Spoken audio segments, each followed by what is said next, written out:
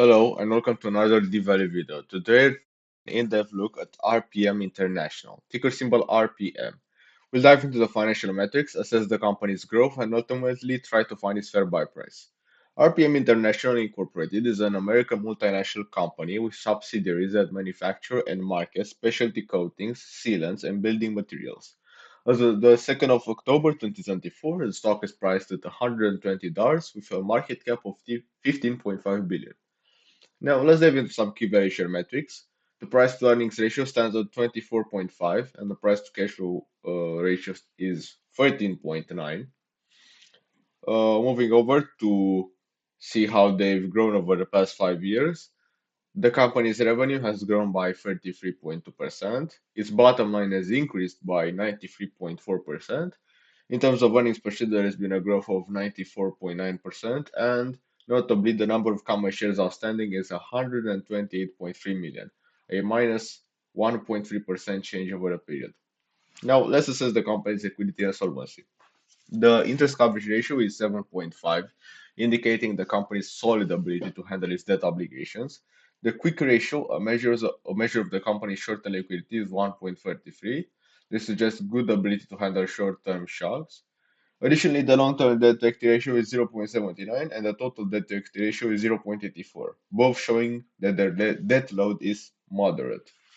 Shifting to the cash flow statement, cash from operations stands at 1.1 billion, reflecting a growth of 104%.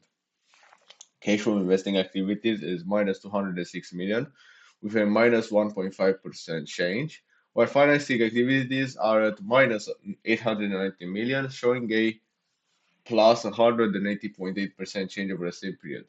CapEx has also increased by 40%, and free cash flow has grown by 101.8% to 785 million.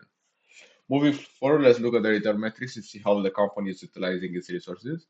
The return on equity, which gives us an idea of the profitability relative to shareholders' equity, is 24.7%.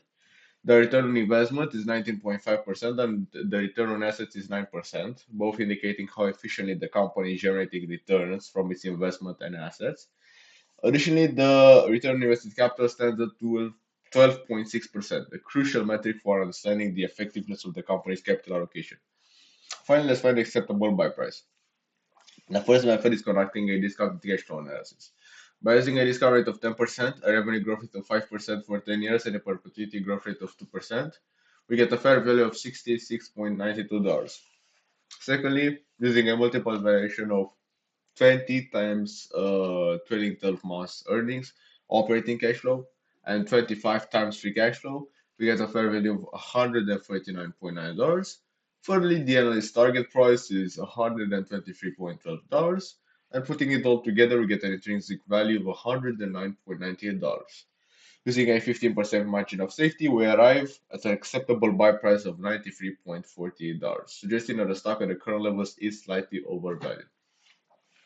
To wrap up my analysis, I'll rate RPM International as a whole. When I think of RPM International, when I look at it, I see a boring business, of course, a Warren Buffett classic, but the problem is that they're not really growing, so I don't think they deserve those 20 and 25 multiples. But I believe that compared to a lot of companies, they are very well run in terms of their debt load, which is very good.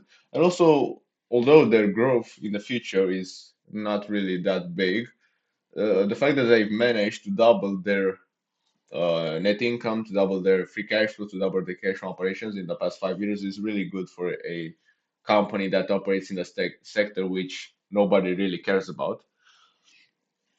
What I think could really propel the company is if they started doing buybacks. The problem, of course, is that their stock is a bit too overvalued, so it would not really make sense for management to do buybacks for now.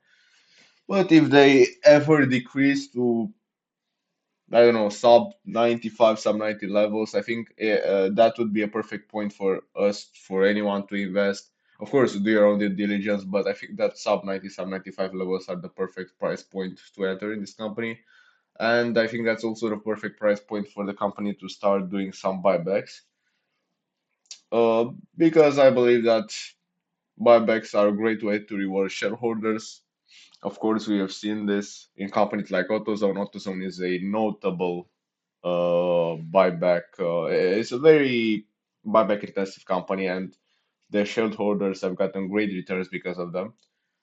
Uh, and yeah, I believe that to wrap up this sort of conclusion, I would give it a buy target at around $90. Thank you for watching. If you found this video helpful, please like and subscribe for more deep value analysis. See you in the next video. Bye.